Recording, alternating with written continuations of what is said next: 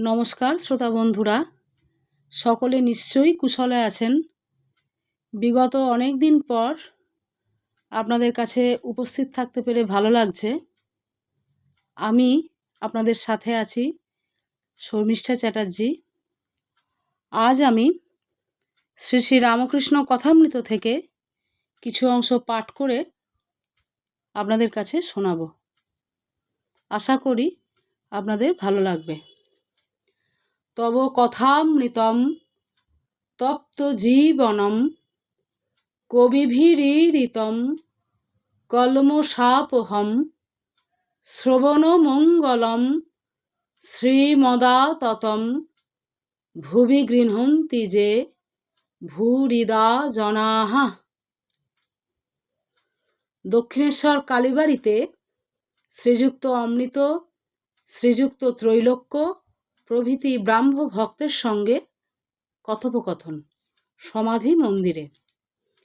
ফাল্গুনের কৃষ্ণা পঞ্চমী তিথি, বৃহস্পতিবার, 16ই চৈত্র, ইংরাজি 29শে মার্চ 1883 খ্রিস্টাব্দ।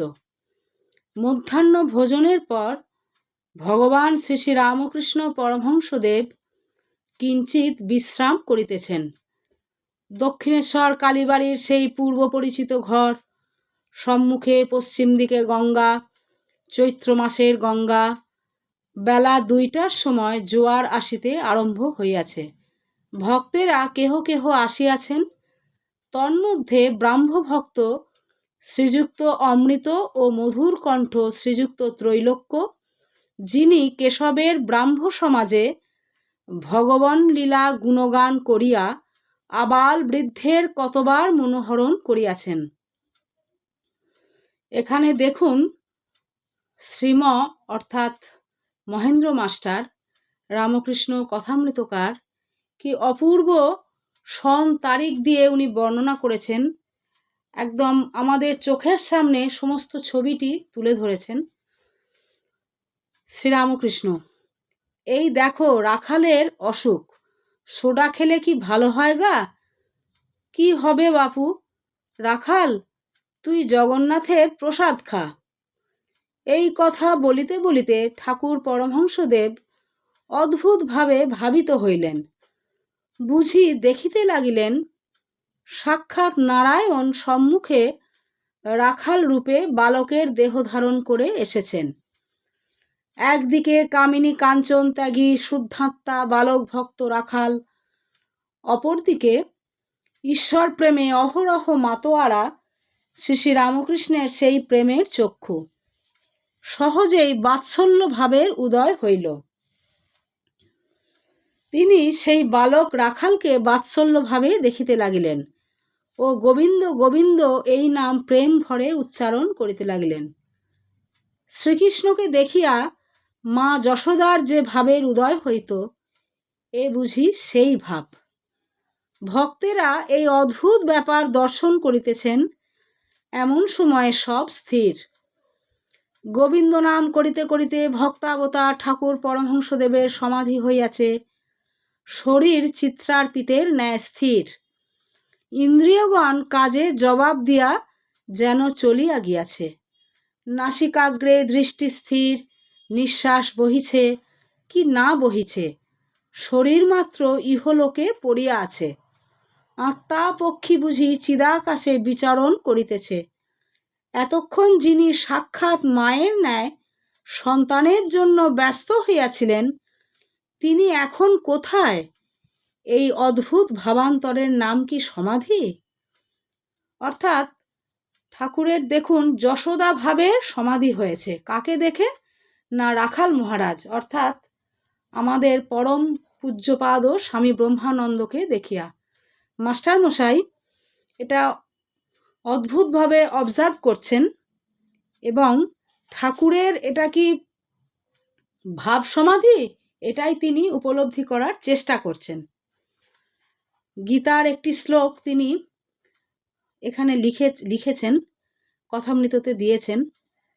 কর্মেন্দ্রিয়াণি সংযম্য য আস্তে মনসা স্মরণং ইন্দ্রিয়ার্থান বিমূঢ়াত্মা মিথ্যাচার উচ্চতে।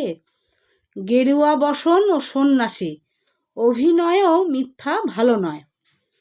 পরমহংসদেবের সমাধি ক্রমে ভঙ্গ হইতে লাগিল। ভাবস্থ হইয়াই কথা কহিতেছেন, আপনা আপনি বলিতেছেন। শ্রীরামকৃষ্ণ গেরুয়া দৃষ্টে, আবার গেরুয়া কেন? একটা কি পড়লেই হলো? একজন বলেছিল চণ্ডী ছেড়ে হলুম ঢাকি। আগে মা চণ্ডীর গান গাইতো, এখন ঢাক বাজায়। এই কথা বলিতেই সকলে হাসছেন। বৈরাগ্য ৩-৪ প্রকার। সংসারের জ্বালায় জ্বলে গেরুয়া বসন পড়েছে, সে বৈরাগ্য বেশি দিন থাকে না। হয়তো কর্ম নাই, গেরুয়া পরে কাশি চলে গেল। ৩ মাস পরে ঘরে পত্র এলো, আমার একটি কর্ম হইয়াছে, কিছুদিন পরে বাড়ি যাইব, তোমরা ভাবিত হইও না। আবার সব আছে, কোনো অভাব নাই, কিন্তু কিছু ভালো লাগে না। ভগবানের জন্য একলা একলা কাঁদে, সে বৈরাগ্য যথার্থ বৈরাগ্য। মিথ্যা কিছুই ভালো নয়, মিথ্যা ভেক ভালো নয়। ভেকের মতো যদি মনটা না হয়, ক্রমে সর্বনাশ হয়। মিথ্যা বলতে বা করতে ক্রমে ভয় ভেঙে যায়, তার চেয়ে সাদা কাপড় ভালো। মনে আসক্তি, মাঝে মাঝে পতন হচ্ছে, আর বাহিরে গেরুয়া, বড় ভয়ঙ্কর। কেশব সেনের বাড়ি গমন ও নববৃন্দাবন দর্শন। এমনকি যারা সৎ, অভিনয়েও তাদের মিথ্যা কথা বা কাজ ভালো নয়। কেশব সেনের ওখানে নববৃন্দাবন নাটক দেখতে গিয়েছিলাম। কি একটা আনলে ক্রস, আবার জল ছড়াতে লাগলো, বলে শান্তি জল। একজন দেখি মাতাল সেজে মাতলামি করছে। ব্রাহ্মভক্ত, বাবু। শ্রীরামকৃষ্ণ, ভক্তের পক্ষে ওরূপ সাজাও ভালো নয়। ওসব বিষয়ে মন অনেকক্ষণ ফেলে রাখায় দোষ হয়। মন ধোপা ঘরের কাপড়, যে রঙে ছোপাবে সেই রং হয়ে যায়। মিথ্যাতে অনেকক্ষণ ফেলে রাখলে মিথ্যার রং ধরে যাবে। আর একদিন নিমাই সন্ন্যাস কেশবের বাড়িতে দেখতে গিয়েছিলাম। যাত্রাটি কেশবের কতকগুলো খোসামুদের শিষ্য জুটে খারাপ করেছিল। একজন কেশবকে বললে, কলির চৈতন্য হচ্ছেন আপনি।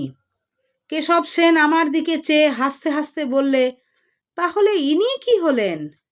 আমি বললুম, আমি তোমাদের দাসের দাস, রেণুর রেণু।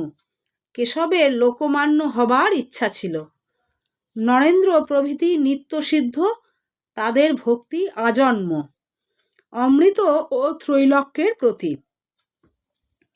নরেন্দ্র, রাখাল টাখাল এইসব ছোকরা, এরা নিত্যসিদ্ধ, এরা জন্মে ঈশ্বরের ভক্ত। অনেকের সাধ্য সাধনা করে একটু ভক্তি হয়, এদের কিন্তু আজন্ম ঈশ্বরে ভালোবাসা, যেন পাতাল ফোঁড়া শিব, বসানো শিব নয়। দেখুন মাস্টার মহাশয় এইখানে কি অপূর্ব ব্যাখ্যা করেছেন। নিত্যসিদ্ধ ভক্ত কারা? না নরেন্দ্র অর্থাৎ স্বামী বিবেকানন্দ, রাখাল অর্থাৎ স্বামী ব্রহ্মানন্দ, এরা হচ্ছে নিত্যসিদ্ধ, অর্থাৎ জন্মে থেকেই এরা সিদ্ধ পুরুষ, এরা ঈশ্বরের ভক্ত। ঠাকুর আর একটা সুন্দর উদাহরণ দিচ্ছেন যে এরা হচ্ছে পাতাল ফোঁড়া শিব, অর্থাৎ স্বয়ম্ভু আমরা যাকে বলি, বসানো শিব নয়। অর্থাৎ কিছু কিছু মন্দিরে দেখবেন শিবলিঙ্গ কিনে এনে বসানো হয়, সেখানে বসানো শিব। আর পাতাল ফোঁড়া শিব হলো স্বয়ম্ভু, নিজে থেকে যে শিব উঠেছে। যেমন ধরুন দেওঘরের বৈদ্যনাথ ধাম খুব বিখ্যাত শিবলিঙ্গ, 12টি জ্যোতির্লিঙ্গ যে ভারতবর্ষে আছে তার মধ্যে একটি অন্যতম। সোমনাথের শিবলিঙ্গ, গুজরাটের সোমনাথ মন্দিরের শিবলিঙ্গ। আমাদের পশ্চিমবঙ্গের তারকেশ্বরে যে শিবলিঙ্গ আছে সেটিও স্বয়ম্ভু, পাতাল ফোঁড়া শিব, ইত্যাদি বহু আছে। সেইটি ঠাকুর সুন্দর করে বোঝাচ্ছেন। নিত্যসিদ্ধ একটি থাক আলাদা, সব পাখির ঠোঁট বাঁকা নয়, এরা কখনো সংসারে আসক্ত হয় না। যেমন ভক্ত প্রহ্লাদ। সাধারণ লোক সাধন করে, ঈশ্বরে ভক্তিও করে, আবার সংসারেও আসক্ত হয়, কামিনী কাঞ্চনে মুগ্ধ হয়, মাছি যেমন ফুলে বসে, সন্দেশে বসে, আবার বিষ্ঠাতেও বসে। দেখুন কি অপূর্ব ঠাকুর উদাহরণ দিচ্ছেন। সকলে স্তব্ধ। নিত্যসিদ্ধ যেমন মৌমাছি কেবল ফুলের উপর বসে মধু পান করে, নিত্যসিদ্ধ হরিরস পান করে, বিষয় রসের দিকে তারা যায় না। সাধ্য সাধনা করে যে ভক্তি, এদের সে ভক্তি নয়। এত জপ, এত ধ্যান করতে হবে, এই রূপ পূজা করতে হবে, এসব বিধিবাদীয় ভক্তি। যেমন ধান হলে মাঠ পার হতে গেলে আল দিয়ে ঘুরে ঘুরে যেতে হবে। আবার যেমন সম্মুখের গাঁয়ে যাবে, কিন্তু বাঁকা নদী গিয়ে ঘুরে ঘুরে যেতে হবে। রাগ ভক্তি, প্রেমা ভক্তি, ঈশ্বরে আত্মীয়ের ন্যায় ভালোবাসা এলে আর কোনো বিধি নিয়ম থাকে না। তখন ধান কাটা মাঠ যেমন পার হওয়া, আল দিয়ে যেতে হয় না, সোজা একদিক দিয়ে গেলেই হলো। বন্যে এলে আর বাঁকা নদী দিয়ে ঘুরে ঘুরে যেতে হয় না, তখন মাঠের উপর এক বাঁশ জল, সোজা নৌকা চালিয়ে দিলেই হলো। এই রাগ ভক্তি, অনুরাগ, ভালোবাসা না এলে ঈশ্বর লাভ হয় না। নমস্কার, আজ এই পর্যন্তই পাঠ করলাম। ঈশ্বরের আশীর্বাদে সকলে ভালো থাকবেন, সুস্থ থাকবেন। পরের দিন আবার নতুন কোনো কাহিনী নিয়ে আপনাদের কাছে হাজির থাকব। ওং স্থাপকায় চ ধর্মস্য সর্বধর্ম স্বরূপিণে অবতার বরিষ্ঠায় রামকৃষ্ণায় তে নমো নমঃ। জননীং শারদাং দেবীং রামকৃষ্ণং জগৎগুরুং পাদপদ্মে ত্রয় শ্রিত্বা প্রণমামি মুহুর্মুহু। জয় শ্রী শ্রী রামকৃষ্ণ। জয় মা শারদামণি দেবী। জয় স্বামী বিবেকানন্দ। নমস্কার।